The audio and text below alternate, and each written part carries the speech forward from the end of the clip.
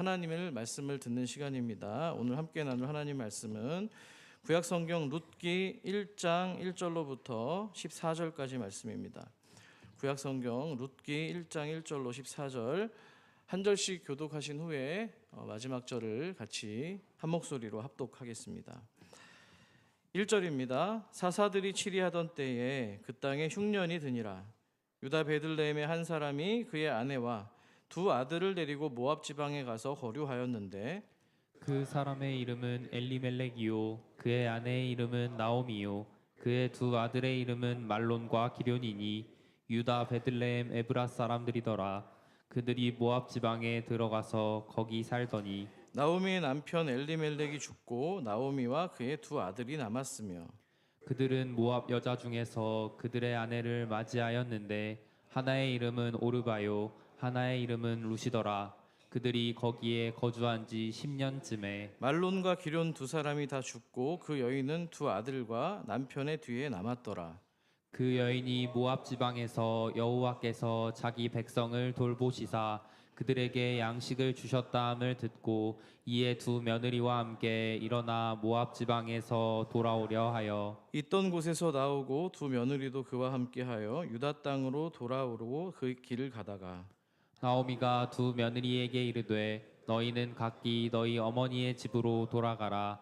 너희가 죽은 자들과 나를 선대한 것 같이 여호와께서 너희를 선대하시기를 원하며 여호와께서 너희에게 허락하사 각기 남편의 집에서 위로를 받게 하시기를 원하노라 하고 그들에게 입맞춤에 그들이 소리를 높여 울며 나오미에게 이르되 아니니이다. 우리는 어머니와 함께 어머니의 백성에게로 돌아가겠나이다 하는지라. 나오미가 이르되 내 딸들아 돌아가라. 너희가 어찌 나와 함께 가려느냐. 내 태중에 너희의 남편 될 아들들이 아직 있느냐. 내 딸들아 되돌아가라. 나는 늙었으니 남편을 두지 못할지라.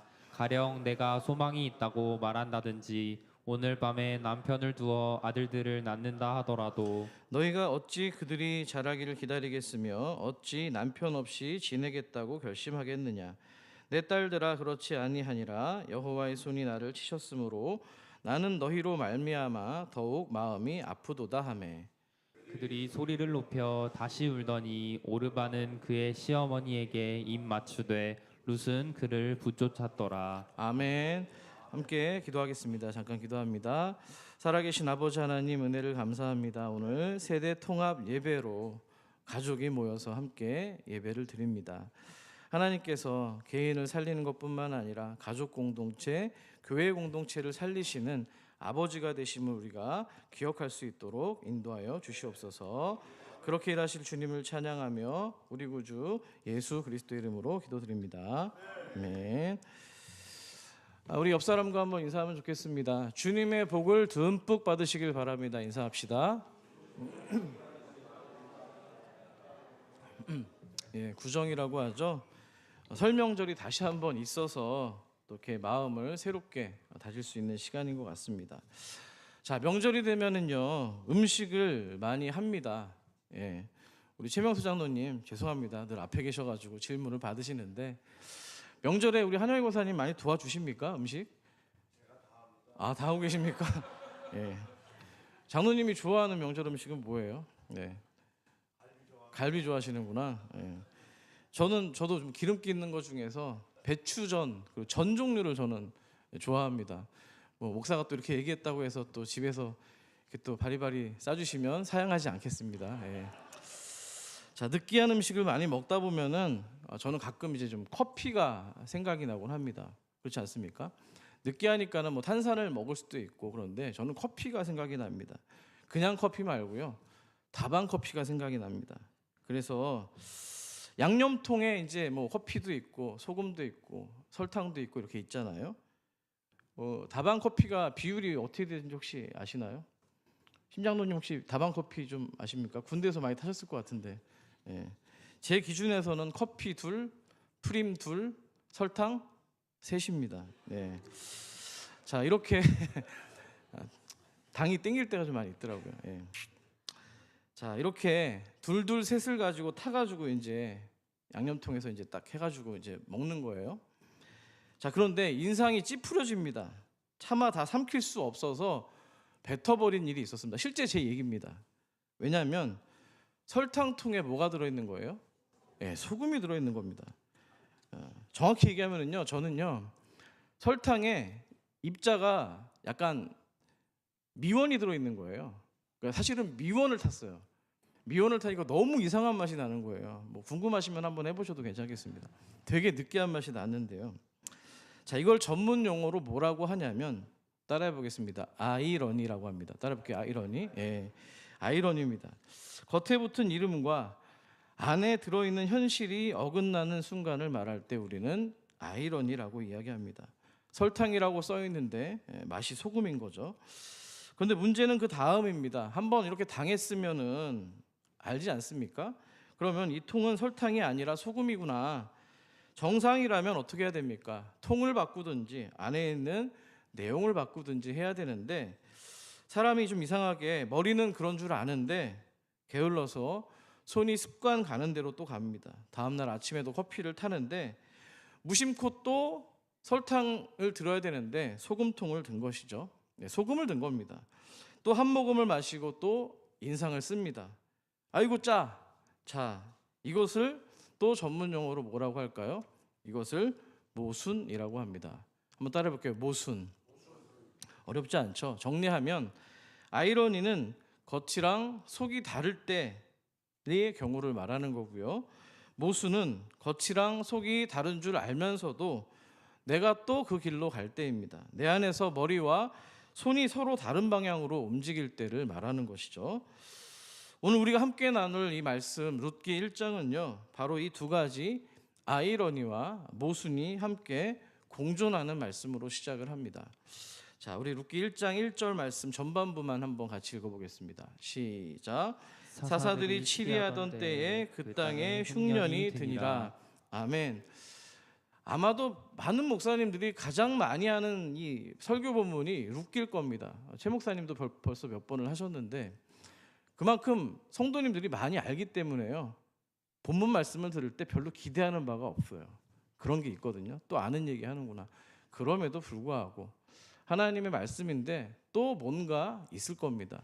기대하시는 마음으로 말씀을 들으시길 바랍니다. 자, 흉년이 들었습니다. 그런데 그 땅에 흉년이 들었다고 돼 있어요. 그 땅이 어떤 땅입니까?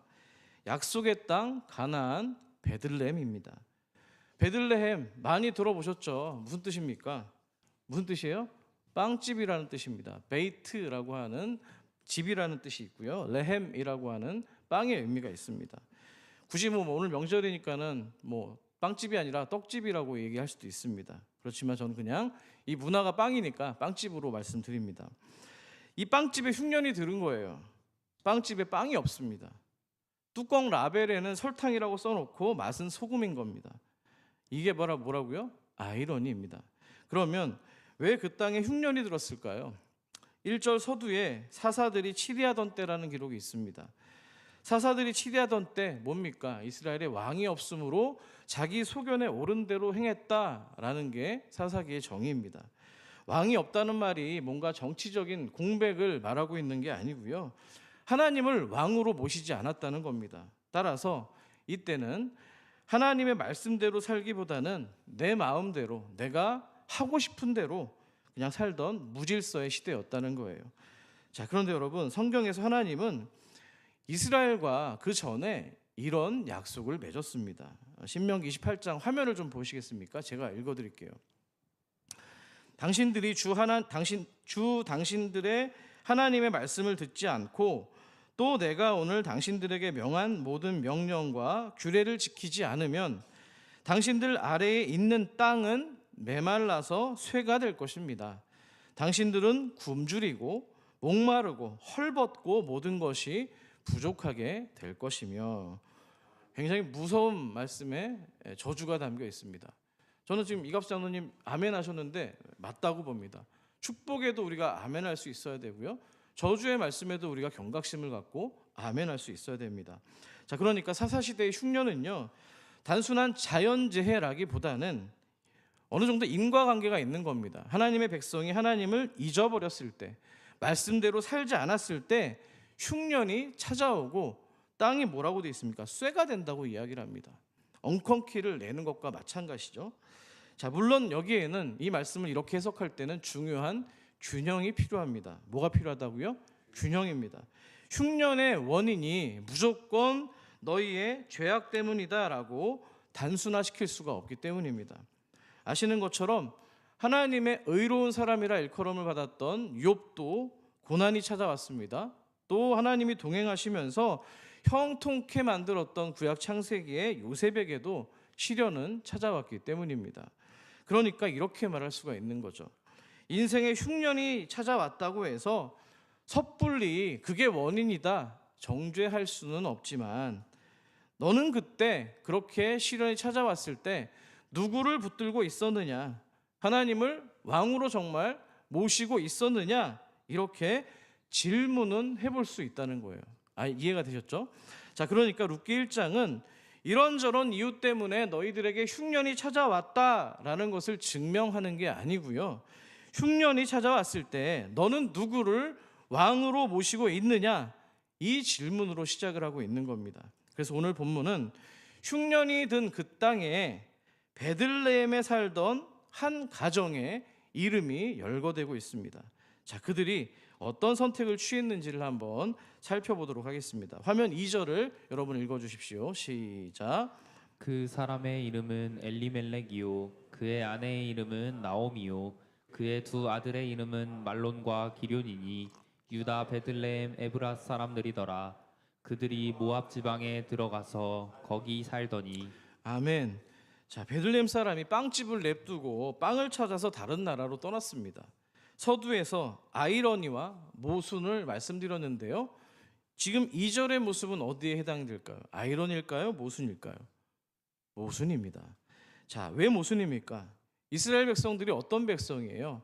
언약 백성입니다. 약속의 백성, 하나님의 백성입니다. 하나님과 약속을 맺은 백성이라는 거예요. 너는 내 백성이고 나는 너의 하나님이다. 주종 관계가 형성이 되어 있는 거예요. 그 관계 안에서 사는 사람이 바로 이스라엘 백성인데요. 그런데 흉년이 오자 이들이 약속의 땅에서 그럼에도 불구하고 더욱더 하나님을 의지하고 더욱더 하나님께 기도하고 하나님께 붙어서 살 생각은 안 하고 살 길을 찾아서 다른 땅, 먼 나라, 하나님이 싫어하시는 모압 땅으로 내려가는 선택을 한 겁니다. 말로는 우리는 하나님 여호와의 백성입니다라고 해놓고 발걸음은 여호와 밖에서 제가 한번 살아보겠습니다라고 움직이고 있는 거예요. 뚜껑은 설탕인데 뭐예요? 내용은 소금이라는 겁니다. 여러분, 이게 그래서 모순이라는 거예요. 하나님을 믿는다고 하면서 실제 위기의 순간에는 하나님보다 모압을 더 안전하게 바라보는 거, 모압을 더 믿을 만하게 바라보는 거, 이게 바로 모순이라는 겁니다. 그런데 여러분, 성경은 여기서 곧장 이 모압을 선택했던 엘리멜렉, 나오미 가정을 향해서 어떤 판단과 결론을 내리고 있지는 않습니다. 대신에 이 가정이 모압으로 움직이게 된 이야기를 하기 전에 먼저 그들이 누구였는지를 또렷하게 한 번 더 짚어주고 있다는 부분입니다. 아마 오늘 설교 가운데 조금 좀 집중하실 부분이 이 부분이 아닌가 생각이 됩니다. 2절을 한번 다시 보세요. 제가 읽어드릴게요. 그 사람의 이름은 엘리멜렉이요 그의 아내의 이름은 나오미요 그의 두 아들의 이름은 말론과 기럐이니. 같이 읽어볼게요. 유다 베들레헴 에브랏 사람들이더라. 아멘. 아마 이 대목에 대해서는 많이 말씀을 못 들어보셨을 것 같습니다. 성경은 이 가정을 두고서 그냥 베들레헴 사람이라고 말하지 않고 유다 베들레헴 에브랏 사람들이라고 구체적으로 세 가지의 어떤 명사를 이야기하고 있습니다. 뭘 강조하고 싶었던 걸까요? 먼저 베들레헴 앞에 붙어 있는 이 유다라는 말이 있습니다. 이건요, 단순한 어떤 행정구역을 편성해서 밝히고자 한 게 아닙니다. 정체성을 말하고 싶은 거예요. 뭐라고요? 정체성입니다. 유다 지파는 어떤 지파입니까?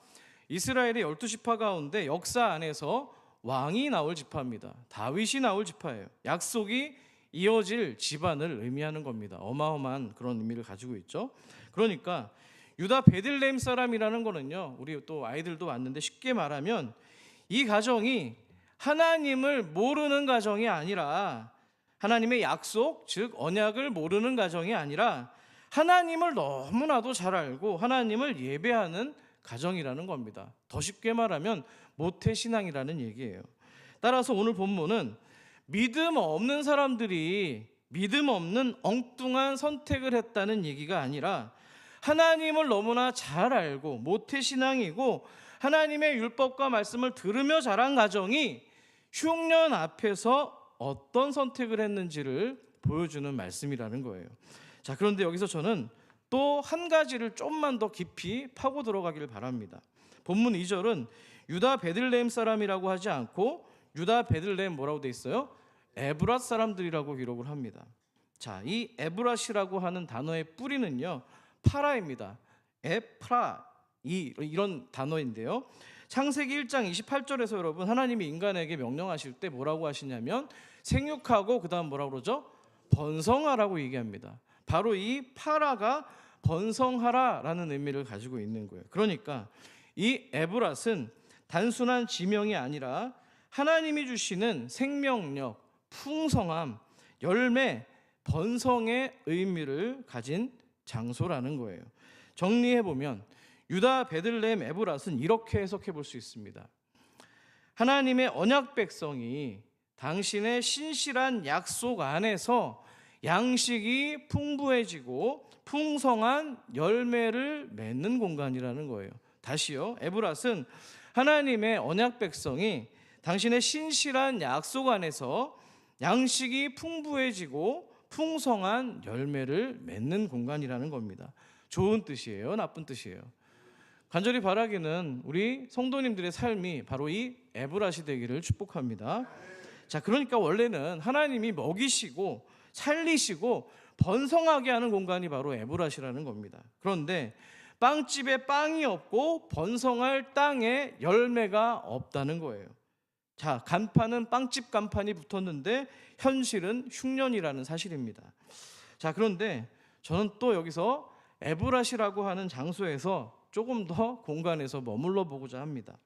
자, 성경의 기억 속에서 이 에브랏이라고 하는 장소는요 눈물의 사연이 있는 공간입니다. 어떤 눈물의 사연이 있을까요? 자, 야곱에게는 아주 아리따운 아내가 있었습니다. 특별히 더 사랑했던 아내 레아가 있고 라헬이 있었는데요. 누굴 더 사랑했죠? 네, 라헬을 사랑했습니다. 그래서 여기 공덕동 쪽에 가보면은 라헬 산부인과가 있더라고요. 왜 이름을 그렇게도 지었는지. 이 라헬이요 창세기 35장에 가보시면은 요셉의 동생 누굽니까? 베냐민을 낳다가 아주 난산 끝에 숨을 거두고 맙니다. 그곳이 어디겠습니까? 오늘 본문 19절을 같이 읽어볼게요. 35장 19절입니다. 시작. 라헬이 죽음에 에브랏 곧 베들레헴 길에 장사되었고. 아멘. 이것도 아이러니입니다. 룻기는 아이러니에 아주 투성인 것 같아요. 에브랏은 분명 생명의 열매를 맺는 번성의 의미임에도 불구하고 라헬이 그 자리에서 생명의 열매를 낳다가 자신의 생명을 잃어버리고 말았다는 거예요. 생명이 태어나는 자리에서 죽음이 발생한 겁니다. 이름은 풍성함인데 현실은 사망과 눈물이라는 거예요. 오늘 빵집이라는 이름을 가진 이 베들레헴 땅이 에브랏 땅이 실제로는 굶주림을 겪는 땅이 된 것과 마찬가지라고 할 수 있습니다. 마치 창세기 35장은요 오늘 이 룻기 말씀의 스포 미리 보기로 나와 있는 것 같습니다. 자, 여기서 우리가 어떤 교훈을 배울 수가 있습니까? 좋은 이름을 가졌다고 해서 믿음의 좋은 가문이라고 해서 좋은 일들만 일어나지 않는다는 겁니다. 우리도 그렇지 않습니까? 우리는 성도입니다. 맞습니까? 하나님의 거룩한 백성입니다. 하나님의 자녀라는 이름이 있어요. 그런데 정체성은 변하지 않습니다. 여러분, 10,000원짜리가 구겨졌다고 해서 1,000원입니까? 아니잖아요. 10,000원이잖아요. 아닌가요? 가치가 변하지 않는다는 거예요. 성도잖아요. 그렇죠? 그런데 하나님의 자녀라고 해서 항상 시험 잘 보고, 우리 청소년 아이들도 와 있는데 시험을 잘 보고 항상 건강하고 항상 형편이 넉넉한 게 아니라는 겁니다. 성도가 교회 다닌다고 해서 인생에 비가 안 오는 게 아니에요. 집안이 믿음의 가문이라고 해서 시험이 막 피해가는 것도 아닙니다. 고난을 프리패스로 통과하지 못한다는 겁니다. 하지만 그럼에도 불구하고 유다, 베들레헴, 에브라 사람, 즉 성도라는 이름은 인생의 비바람이 몰아칠 때마다 우리를 다시금 붙잡아 줄 수 있는 든든한 이정표가 된다는 사실입니다. 아멘이시죠? 너 지금 그래 고난 앞에서 인생의 폭풍우 가운데서 광야 가운데에서 이 정말 가뭄과 기근의 시간 속에서 흔들릴 수 있어. 나도 인정해. 하지만 아무리 그래도 우리가 존심이 있지, 주존심이 있지, 방향을 놓치면 안 되는 거야. 너희 하나님은 너를 붙들고 계시고 변하지 않기 때문이란다. 자, 이렇게 길을 잡아주는 이정표, 표지판이라는 겁니다. 그런데 오늘 이 흔들림의 상황 가운데에서 엘리멜렉 나오미 가정이 어떤 선택을 했습니까? 하나님이 아니라 모압을 선택합니다. 이방 땅 모압입니다. 하나님이 없는 땅입니다.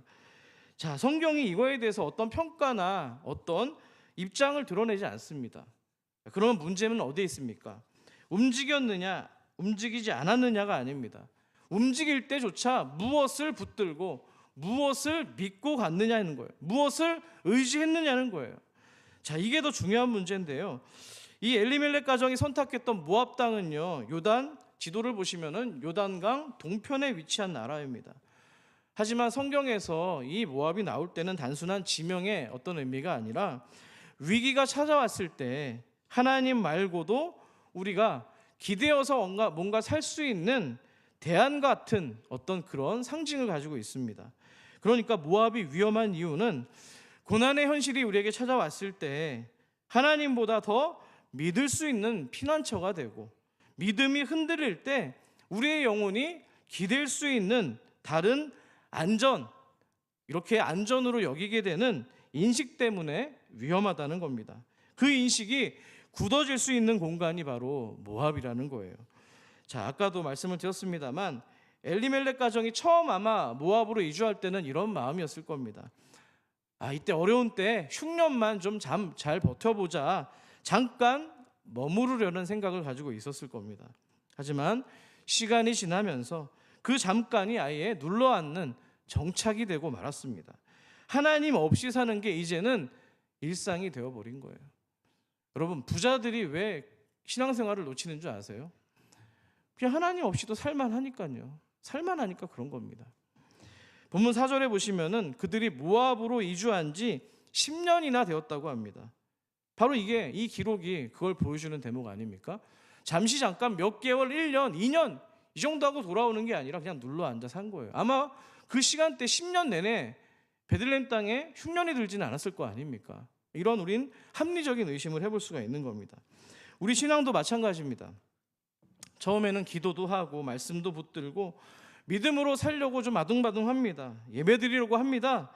그런 시간이 그런데 누적되다 보면은 이제는 마침내 하나님 없이도 사는 방식이 일상이 될 수 있다는 거예요. 처음에 어떤 그런 노력과 이런 것들이 흐지부지 되기 시작하면서 나중에는 하나님 없이 사는 게 일상이 된다는 겁니다.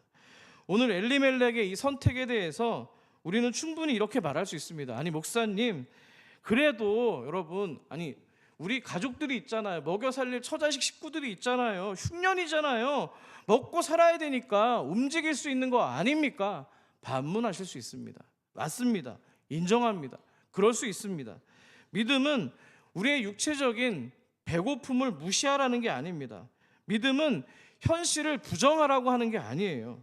실제로 성경에는요, 이 흉년을 만났을 때 기근 때문에 다른 곳으로 내려간 믿음의 선조들이 있었습니다. 아브라함도 흉년을 만났을 때 애굽으로 내려갔고요. 야곱의 가족들도 양식을 얻기 위해서 애굽으로 내려갔었기 때문입니다. 그러니까 애굽으로 내려간 그들의 움직임 자체가 곧바로 정죄의 대상은 아니라는 겁니다. 이거 성경도 인정을 하고 있는 거예요. 그래서 오늘 본문도 엘리멜렉 가정이 모압으로 이주한 걸 두고서 그 자체를 죄로 단정하고 있지는 않습니다. 하지만 그렇다고 해서 하나님의 약속의 땅을 버리고 이방 땅으로 간 것에 대한 의미가 축소되어야 된다는 것을 말하는 것은 아닙니다. 성경은 그것을 어떤 결과물로서 좀 이렇게 지그시 이렇게 우리에게 전하고 있는데요. 우리 룻기 1장 3절과 5절을 여러분 함께 화면을 통해 읽어주십시오. 시작. 나오미의 남편 엘리멜렉이 죽고 나오미와 그의 두 아들이 남았으며 말론과 기럨 두 사람이 다 죽고 그 여인은 두 아들과 남편의 뒤에 남았더라. 아멘. 3절과 5절에서 중요한 동사가 뭡니까? 남편이 죽고 두 아들이 죽었다는 이야기입니다. 며느리만 남았는데요, 자식이 없습니다. 양식이 없는데 자식도 없어요. 열매가 없어요. 아이러니죠. 자, 그들이 모압으로 간 뒤에 나오미의 남편 엘리멜렉도 죽고 두 아들도 죽습니다. 자, 며느리만 남았는데요. 그러니까 그들이 모압을 선택해서 이동했던 그 길의 끝자락이 무엇인지를 성경은 드러내기 방식으로 보여주고 있는 거예요. 이해가 되셨죠? 그 간 거에 대해서 갈 수 있어요. 하지만 어떤 마음을 가지고 갔냐는 거예요. 어떻게 정착했냐는 거예요. 자, 그거에 대해서 우리에게 어떤 결과의 지분이 전혀 없는 것을 얘기하는 게 아니라는 겁니다. 자, 문제는 어디로 움직이느냐보다 더 깊은 곳에 있습니다. 아까도 말씀드렸죠. 무엇을 의지하며 움직였느냐? 하나님을 붙들고 움직였느냐? 하나님을 내려놓고 움직였느냐? 기도하면서 건너느냐? 계산만 하면서 건너느냐? 하나님께 물으면서 갔느냐? 하나님이 안 계신 것처럼 그냥 내 마음대로 갔느냐 하는 겁니다. 성경에는 그들이 하나님께 기도에 씨름했다, 여러 차례 구했다, 이런 내용은 나와 있지 않고요. 여전히 사사기가 가진 어떤 자기 소견대로 이끌려서 갔다는 것을 암시하고 있다는 거예요. 자, 그렇기 때문에 룻기 1장이 던지는 핵심 질문은 이겁니다. 흉년을 만났을 때 너는 예배의 자리로 가고 있느냐? 기도의 처소로 가고 있느냐? 아니면 하나님을 잠시 옆으로 불편하니까 밀어내놓고 너의 소견대로 좋은 대로 내 살 길을 찾고 있었느냐? 질문하고 있는 겁니다. 그럼 묻습니다. 여러분들은 인생의 흉년이 찾아왔을 때, 고난이 찾아왔을 때 여러분이 이주하는, 이사 가고 싶어하는 현대판 모압은 어디입니까? 저는 크게 5가지 정도로 현대판 모압을 생각해 봤습니다. 첫 번째는 돈만 있으면 돼라고 하는 모압입니다. 돈은 필요합니다. 하나님도 돈을 부정하지는 않습니다. 그런데 문제는 돈이 하나님의 자리에 올라갈 때입니다. 하나님보다 통장 잔고가 나를 더 안심시키는 순간, 주식을 했는데 계속 뻥튀기가 돼서 뭔가 의지할 수 있는 웃음이 막 나오는 순간, 그 마음이 이미 모압으로 내려간 겁니다. 기도보다 계산이 먼저 나오고 믿음보다 그 숫자가 더 크게 보이면 그게 바로 현대판 모압입니다. 두 번째, 사람의 눈치가 모압이 될 수 있습니다. 뭐라고요? 사람의 눈치요. 하나님이 나를 어떻게 바라보시는가 보다 사람이 나를 어떻게 평가하는지가 더 중요할 때가 있습니다. 하나님의 뜻은 난 잘 모르겠고 사람들이 뭐라고 하더냐 라는데 생각이 먼저 들면 그 마음이 모압이라는 겁니다. 평판과 인정 욕구는 커지고 양심은 작아지고 체면이 커질 때 우리는 모압에 서 있는 셈입니다. 세 번째는 끊임없는 자극이 모압이 될 수 있습니다. 자, 요즘은 힘들면 바로 도망칠 곳이 많습니다. 영상이 있고요, 게임이 있고요, 쇼핑이 있고요, SNS가 될 수도 있고요. 계속되는 소비가 여러분의 모압이 될 수도 있습니다. 마음이 불안할수록 우리는 더 강렬하고 더 자극적인 것들로 내 내면을 채우려고 합니다. 그 순간은 괜찮은데 영혼은 더 허기지고 배고파집니다. 하나님 앞에 조용히 서는 대신에, 말씀 앞에 묵상하는 대신에 하나님이 아닌 다른 뭔가로 허기를 채울 때 그 자리가 바로 현대판 모압 땅이 되는 겁니다. 네 번째, 내가 내 인생의 주인이라고 하는 그 고집이 모압입니다. 입으로는 주님 뜻대로라고 말하면서도 결정은 끝까지 내가 지고 있고, 하나님께 맡긴다고 말은 정말 잘하지만 정작 방향은 내가 정하고 하나님은 그냥 동의만 해주시길, 사인만 해주시길 바랄 때가 많다는 거예요. 자, 그건 하나님이 아니라 나를 신앙하는 것, 하나님을 신앙하는 게 아니라 나를 신앙하는 겁니다. 내가 왕이 돼서 그 자리에 앉는 순간 그게 바로 모압이 되는 겁니다. 마지막 5번째, 혼자 버티는 습관도 저는 모압이라고 생각합니다. 오늘 이렇게 많은 공동체에 정말 세대를 어울러서 이렇게 모여 계시는데요. 하나님이 계시고 교회 공동체가 있고 또 우리 옆에 지체들이 있는데 괜찮아요. 나 혼자 할 수 있어요. 이 정도는 버틸 수 있어요. 도움을 밀어내고 상처를 숨기고 기도 요청을 하지 않습니다. 정말 지혜로운 사람은요, 같이 기도를 요청하는 거예요. 아멘이시죠? 우리 교회 중보기도가 점점 더 나날이 부흥하고 있습니다. 많이 의뢰하시고 같이 기도했으면 좋겠습니다. 겉으로는 강해 보이지만 사실은 하나님이 주신 함께의 은혜를 거절하고 있는 거예요. 혼자 서 있으려는 고집, 그게 모압이라는 겁니다. 모압은 멀리 있지 않습니다. 내 마음이 하나님보다 다른 것들을 신뢰하는 순간에 거기가 바로 모압이라는 거예요. 자, 그런데 중요한 건 하나님께서 당신의 백성들이 그렇게 모압 땅에 눌러 앉아 있는 것을 원하지 않으셨다는 거예요. 왜요? 하나님은 우리의 아버지가 되시기 때문입니다. 그래서 룻기는 우리가 내려간 모압을 진단하고는 있지만 거기에 우리를 그대로 방치하도록 내버려 두지는 않습니다. 하나님은 모압으로 내려간 우리들의 인생이 평생 동안 영원히 모압에 사는 인생으로 두기를 바라지 않는다는 거예요. 자, 그래서 룻기는 왜 모압으로 내려갔느냐를 붙들고 오래 묵상하는 책이 아니고요. 어떻게 거기서 다시 약속의 땅 베들레헴으로 돌아오게 하시는가, 여기에 포커스를 두셔야 되는 겁니다. 그래서 오늘 하나님께서는 이방 땅 모압 한복판에서 이 나오미와 두 과부, 세 과부죠. 이 세 과부가 다시 길을 돌릴 수 있을지, 어떻게 돌아올 수 있을지 한 가지 방법을 제시해주고 있습니다. 우리 6절 말씀 여러분 함께 읽어주십시오. 시작. 그 여인이 모압 지방에서 여호와께서 자기 백성을 돌보시사 그들에게 양식을 주셨다 함을 듣고 이에 두 며느리와 함께 일어나 모압 지방에서 돌아오려 하여. 아멘. 어떤 소식입니까? 하나님께서 자기 백성을 돌보셨다. 여호와라고 나왔다는 이 말, 이 여호와로 하나님의 이름이 나왔다는 거는요, 신실하다 이 얘기예요. 약속을 지키신다 이거예요. 가만 백성들을 내버려 두지 않는다는 겁니다. 여호와께서 자기 백성을 돌보셨다. 그들에게 양식을 주셨다는 소식입니다. 자, 그 소식을 듣고 두 며느리가 함께 뭐 했다고 돼 있죠? 성경을 보세요. 6절에 함께 뭐 했다고 돼 있어요? 일어났다고 돼 있어요. 여러 번 강조해 드렸는데요, 성경에서 일어났다라고 하면은요, 일단 여러분 뭘 생각하시냐면 부활을 생각하십시오. 죽음 가운데서 내가 처한 상황 가운데 다시 일으켜 세우시는 부활의 은혜를 기억하셨으면 좋겠습니다.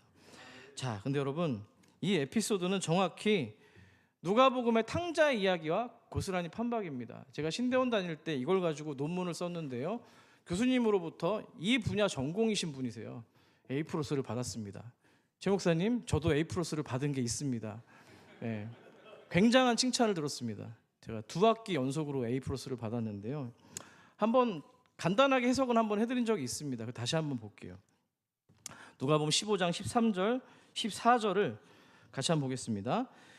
그 후 며칠이 안 되어 둘째 아들이 재물을 다 모아가지고 먼 나라에 가 거기서 허랑방탕하여 그 재산을 낭비하더니 다 없앤 후 그 나라에 크게 흉년이 들어 그가 비로소 궁핍한지라. 자, 보세요. 둘째 아들입니다. 탕자입니다.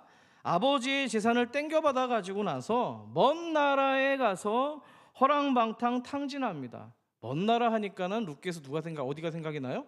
모압이 생각이 나죠. 자, 그리고 나서 이 둘째 아들이 어떤 생각을 할까요? 이번에 누가복음 15장 17절 18절은 여러분 읽어주십시오. 시작. 이에 스스로 돌이켜 이르되 내 아버지에게는 양식이 풍족한 품꾼이 얼마나 많은가. 나는 여기서 주려 죽는구나.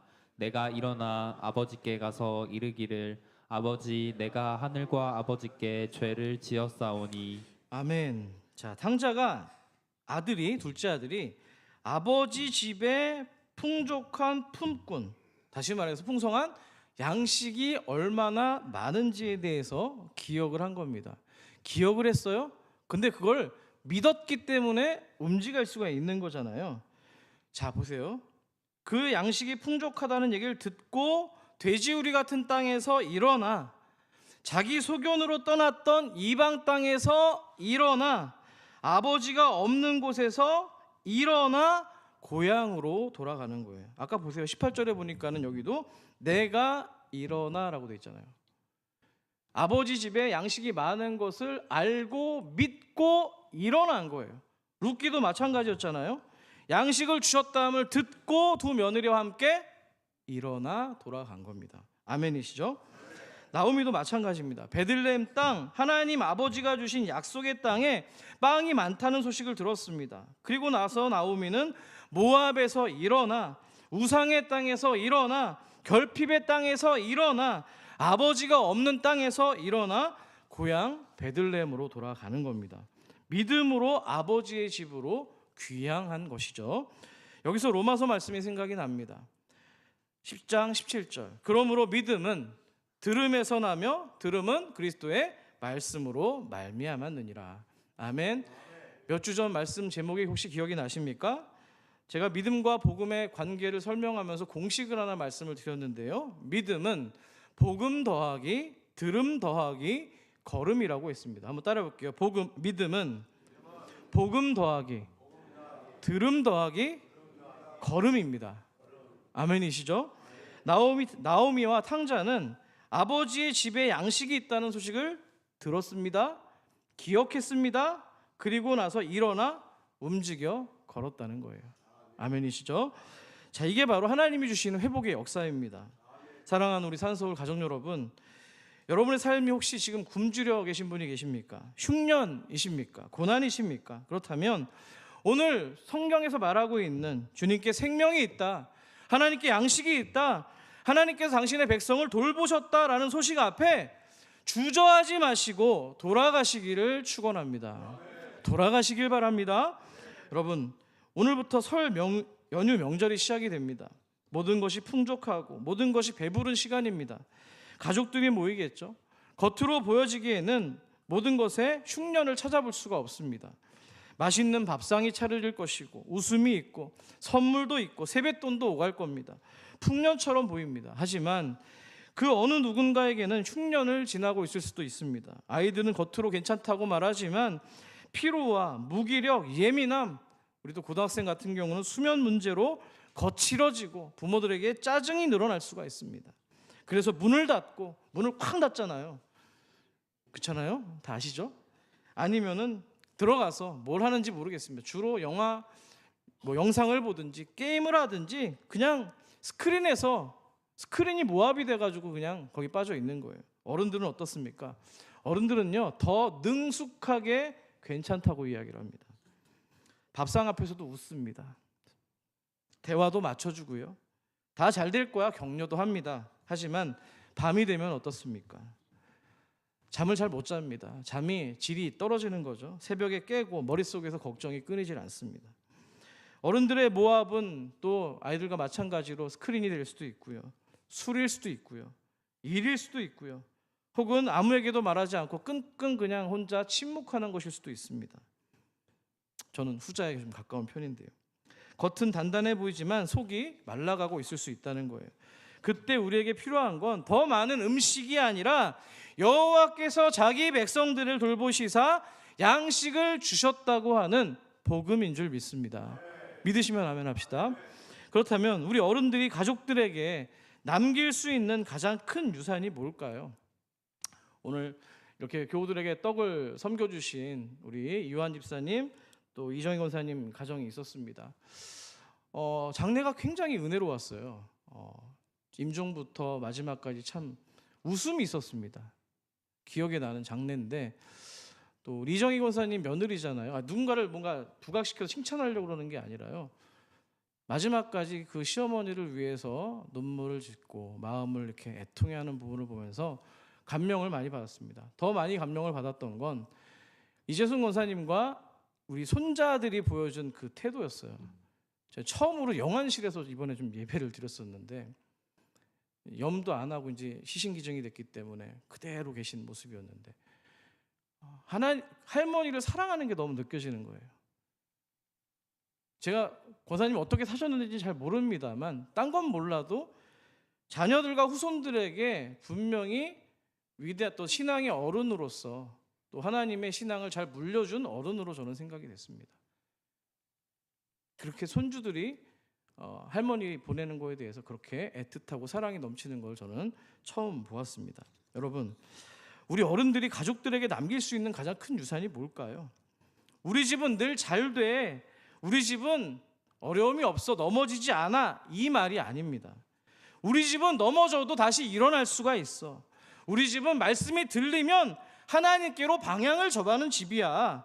우리 집은 설령 길을 잃었다 할지라도 돌아갈 길을 포기하지 않는 가정이야. 설령 우리 가정에 흉년이 찾아와도 하나님께 돌아가는 집이 바로 우리 집이야. 이렇게 여러분의 자녀들이 말할 수 있는 거, 그게 바로 오늘 가장 값진 신앙의 유산이라고 저는 생각합니다. 여러분, 룻기 1장에 나오는 나오미의 귀향은요, 믿음이 완벽해서 돌아온 귀향이 아닙니다. 상처가 다 아물어서 돌아온 귀향도 아닙니다. 20절, 21절 한번 보시겠어요? 제가 읽어드리죠. 1장 20절, 21절입니다. 나오미가 그들에게 이르되 나를, 화면을 보세요. 여러분 성경을 보세요. 나를 나오미라 부르지 말고 나를 마라라 부르라. 이는 전능자가 나를 심히 괴롭게 하셨음이니라.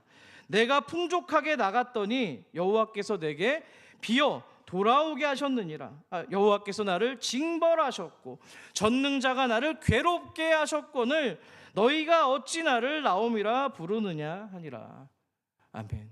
동네에서 10년 만에 돌아온 나오미가 얼마나 반가웠겠습니까? 좋은 뜻으로 인사를 건네려고 갔는데 괜히 방어 기제가 작동을 해서 그냥 까칠하게 나오는 거예요. 내가 어딜 봐서 나오미냐? 나는 마라라고 불러. 쓴물이다. 나를 어디 하나님께서 나를 징벌하셔가지고 괴롭게 만들었는데 어디 나한테 한번 걸려봐, 막 이렇게 짜증 부리는 투의 지금 나오미의 모습이 나와 있어요. 믿음이 완벽해서 뭔가 성숙해서 상처가 다 나아서 돌아온 게 아니라는 거예요. 이 점이 되게 위로가 되지 않습니까? 고향으로 돌아온 나오미에게 고향으로 돌아온 나오미가 말이 거칠고 속이 무너져 있었습니다. 예민합니다. 상처로 여전히 얼룩져 있었다는 거예요. 그런데도 돌아왔다는 겁니다. 이게 중요한 거죠. 왜요? 양식이 있다는 소식을 들었기 때문입니다. 여호와께서 자기 백성을 돌보셨다는 소식, 그 복음이 생명의 떡이 있는 자리로 다시 갈 수 있도록 하나님께서 인도해 주셨다는 거예요. 믿으십니까? 하나님은요, 우리 인생을 모압이라는 실패에 고정시키지 않습니다. 돌아갈 베들레헴으로 기다려 주신 거예요. 마지막으로 한 가지 더 중요한 거는요, 나오미가 돌아오는 길이 나오미만 살리는 길이 아니었다는 겁니다. 그 길에 누가 같이 따라왔다고 돼 있어요? 룻이 따라왔습니다. 며느리가 따라왔습니다. 어머니의 백성이 나의 백성이 되고 어머니의 하나님이 나의 하나님이 될 것입니다라는 고백이 있는 거예요. 자, 이 고백이 여러분 성경은 말하고 있지 않은데요, 한번 합리적인 의심을 생각해 보십시오. 하루 아침에 뚝 떠내져 나온 고백이었을까요? 저는 그렇지 않다고 봅니다. 며느리들이 많이 계시는데 룻은 10년을 최소한 시어머니와 같이 살았습니다. 그 긴 시간 동안 룻은 분명히 보았을 거예요. 완벽한 나오미를 본 게 아니고요, 어려움이 왔을 때 흔들리고 상처 입고 때로는 원망도 섞여 있었어. 아니면은 말투가 뭔가 또 이렇게 거칠어가지고 이제 욕도 했었을지도 모르겠습니다. 그럴 때 하나님을 찾는 나오미를 룻은 보았을 겁니다. 결정적인 순간에 하나님 쪽으로 움직이는 나오미를 보았을 겁니다. 모압에도 수많은 신들이 있는데 이렇게 하나의 신을 이렇게 오랫동안 신실하게 믿을 수 있을까? 이런 질문이 생기지 않았을까요? 사랑하는 우리 교우 여러분, 다음 세대는요, 부모가 넘어지지 않는 것을 보면서 잘 되는 것만을 보면서 믿음을 배우는 게 아니고요, 부모가 넘어졌을 때, 실패했을 때 어디로 돌아가는지를 보고 배운다는 겁니다. 아멘이십니까? 간절히 바라긴 여러분의 앞모습, 뒷모습, 옆모습을 통해서 우리 자식들이, 다음 세대들이 하나님의 길 베들레헴으로 돌아갈 수 있는 은혜가 있기를 축복합니다. 말씀을 맺습니다. 오늘 설교의 결론은 이겁니다. 실패하지 않는 집이 되는 게 아니라 실패해도 주님께 돌아오는 가정이 되자는 겁니다. 흉년이 없는 가정이 되자는 게 아니라 흉년이 와도 하나님의 말씀, 복음, 양식의 소식이 들리면 다시 일어나 돌아갈 수 있는 가정이 되자는 거예요. 여러분, 명절은 밥을 나누는 시간입니다. 하지만 사람은 밥으로만 살 수 없습니다. 사람은 소식으로 사는 거예요. 어떤 소식입니까? 여호와께서 돌보신다는 소식, 양식을 주신다는 바로 복음의 소식이 가정과 사람을 살리게 될 줄 믿습니다. 여러분, 그래서 오늘 이 명절에 여러분들이 가정에 꼭 남겨야 될 말이 있다면 저는 이 말이라고 생각합니다. 얘들아, 우리 집은 누가 뭐래도 하나님의 택한 가정이야. 우리 집은 아무리 어려워도 예배하고 아무리 힘들어도 주님께 기도로 나아가는 가정이야. 우리 집은 눈에 보이는 정말 어떤 것들이 부족하게 보일지라도 우리를 부족함 없이 모든 것을 채워주시는 하나님께로 돌아가는 가정이야. 이렇게 권면하시기를 축복합니다. 그게 유산이라고 생각합니다. 돈도 유산입니다. 집도 유산이지만 하나님께로 방향을 돌릴 줄 아는 믿음, 그것이 우리가 이번 명절에 꼭 나눠야 될 하나님이 주신 믿음의 유산인 줄 믿습니다. 자녀들에게 그 유산을 물려주시는 그 은혜가 있기를 간절히 축원합니다. 오늘 말씀 생각하시면서 찬양하실 텐데요, 제가 장례를 할 때 가장 많이 부르는 찬양입니다. 예수 사랑하시면. 우리 아이들로부터 노년에 이르기까지 모르는 사람은 없을 겁니다. 주님이 나오미를 사랑하신 것처럼, 룻을 사랑하신 것처럼 여러분 각자 가정을 사랑하시는 마음을 고백하시면서 같이 찬양합니다. 박수 치시면서 힘차게 예수